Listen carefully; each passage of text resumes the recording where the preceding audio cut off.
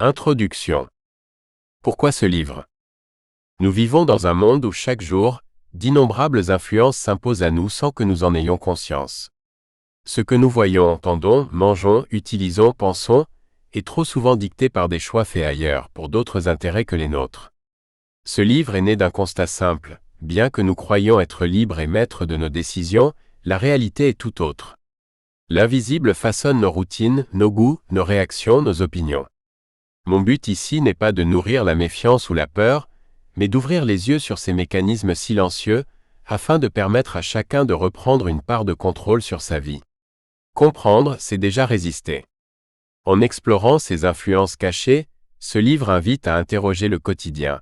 Qu'est-ce que je choisis vraiment? Qu'est-ce qu'on m'impose sans même que je m'en rende compte?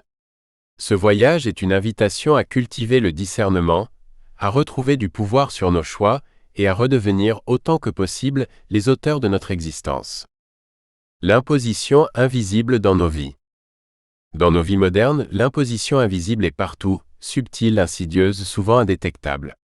Nous évoluons dans des environnements conçus pour orienter nos sens, influencer nos comportements et guider nos choix, parfois pour notre confort, souvent pour des intérêts qui nous échappent. Cette imposition ne ressemble pas à une contrainte brutale. Elle s'exprime à travers la publicité omniprésente, les notifications qui captent notre attention, la musique imposée dans les magasins, la nourriture industrialisée calibrée pour plaire à notre cerveau. Elle se niche aussi dans les itinéraires pensés pour favoriser la consommation, les algorithmes qui choisissent ce que nous allons regarder ou lire, et même dans les odeurs qui flottent dans l'air.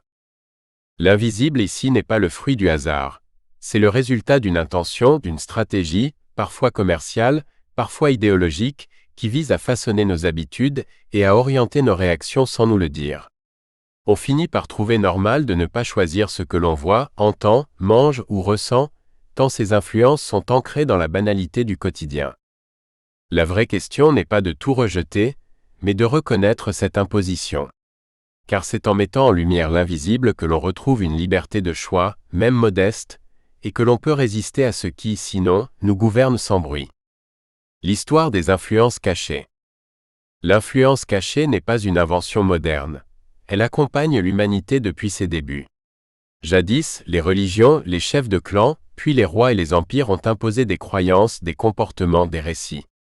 Les rituels, l'art, les mythes étaient des outils puissants pour modeler la vision du monde des individus, souvent sans qu'ils en aient conscience. Avec l'avènement de l'imprimerie, le contrôle de l'information est devenu une arme majeure. Le livre, le journal, puis la radio et la télévision ont permis de diffuser à grande échelle idées et modes de vie. Chaque époque a ainsi inventé ses moyens d'imposer des images, des sons, des normes, des modes de pensée, sans toujours annoncer la couleur. Au XXe siècle, la publicité s'est imposée comme un art subtil. Elle promet le bonheur tout en créant des besoins. La manipulation devient scientifique. Psychologie, neurosciences, sociologie servent à comprendre puis orienter nos réactions.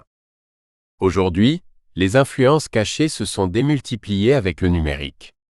Les algorithmes des réseaux sociaux, des plateformes de vidéos ou de musique, adaptent en temps réel ce que nous voyons et entendons, nous maintenant captifs de flux choisis pour nous. La collecte de données personnelles affine encore cette emprise, au point que nos propres goûts nous échappent parfois. L'histoire des influences cachées est donc une histoire d'adaptation. Chaque société invente de nouveaux moyens de guider l'individu à son insu, dans un subtil équilibre entre